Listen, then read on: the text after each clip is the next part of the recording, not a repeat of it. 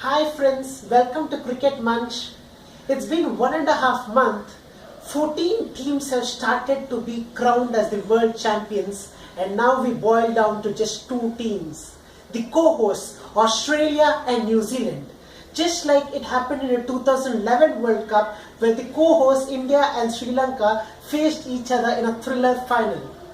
It's now down to Australia and New Zealand, who will fight out to be crowned as the new world champions of cricket. It's time to analyze the strengths and weaknesses of both the teams. Every team in cricket has got its weaknesses, but a team which does well is the team which overpowers its weakness with its strength. If you see Australia, they have been a dominant team in the World Cup. They lost in New Zealand to New Zealand, but after that they recovered very strongly and now they are in the final. The weakness of Australia is that they are hardly depending upon three batsmen: Steve Smith, Glenn Maxwell and Aaron Finch. The rest of the batting order, if you compare David Warner and a Michael Clarke or a Shane Watson, are yet to fire in the World Cup. It's been already 9 matches and their over-dependence on these three players was clearly shown even in the semi-final against India, because once Steve Smith wicket fell, all the wickets fell like a pack of wickets until Mitchell Johnson came and smashed 27 runs of 9 balls. If that is to go with the batting, the bowling has a weakness as well. After Mitchell Johnson, Mitchell Starc and Josh Hazlewood, the rest of the bowling looks a bit weak. The problem with the other teams was that they were not able to cash on this weakness in bowling of Australia, because the first 3 bowlers were extremely good for Australia. But after these 3 bowlers, Faulkner, Watson, Maxwell are the weak link to Australia because they are leaking runs at will. Even if you take the match against India, Faulkner conceded almost 57 runs where Shikhar Dhawan was smashing him all across the ground. And now shifting from one co-host to the other, New Zealand, the first time they are into the World Cup final, a lot is running upon them. Over the past 1 year, the effort that they have put in, they won in Pakistan, they entered the tournament as the favourites, haven't lost a single game, won every game in New Zealand.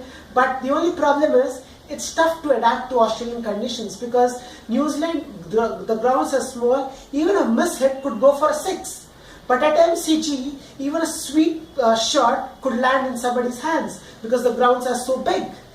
But coming to the prediction, I think if you do a man-to-man marking of Australia and New Zealand, both the teams are almost similar, because both the teams play similar kind of a cricket, similar attitudes. If you have a Warner for Australia, the same man can be replicated in the form of Brendan McCullum for New Zealand. If you have a Finch, there's a Guptill.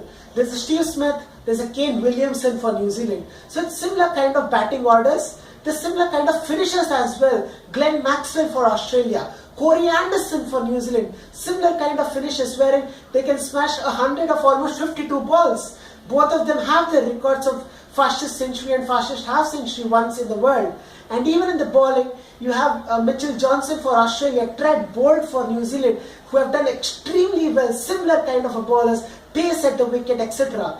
So if you do a man-to-man marking, similar teams, but there is one person who can make a difference in this final. That's Daniel Vettori.